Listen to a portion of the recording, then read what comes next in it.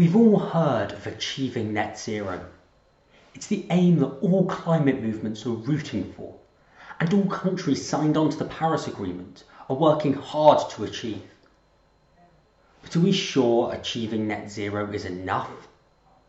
Will this stop the irreversible damage being done to Mother Nature?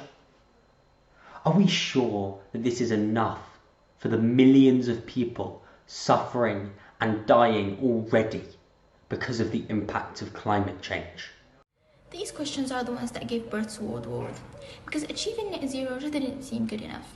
That's why at World War we promote climate restoration, a concept that not only acknowledges that we are globally responsible to stop emitting carbon to the atmosphere, but on top of that, we need to remove the carbon already built up in the atmosphere. This is a huge-scale task because carbon must be removed in such enormous quantities and safely stored. However, at the end of the day, restoration is vital to saving millions of lives for centuries to come in the future. It may feel overwhelming, but nonetheless, it must be achieved. There are no other alternatives that will result in a safe future for the generations to come. For the past few decades, whether you felt it or not, climate change has been affecting all of us, some worse than others. From the increased intensity of cyclones and typhoons and hurricanes, to the unprecedented forest fires, to the glaciers melting at extreme rates, and to the extreme heat waves. It has already caused millions of people to suffer, and it will only get worse, even if we set our aim at net zero. Achieving net zero essentially means stopping the emission of carbon into the atmosphere.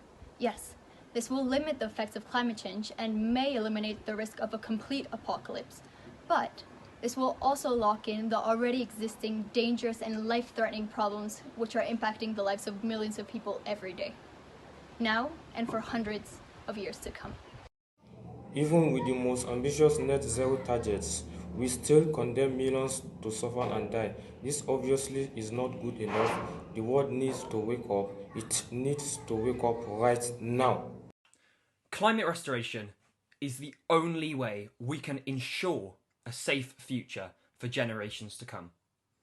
By removing the CO2 from the atmosphere that is causing the climate crisis, we can help to reverse some of its most devastating effects.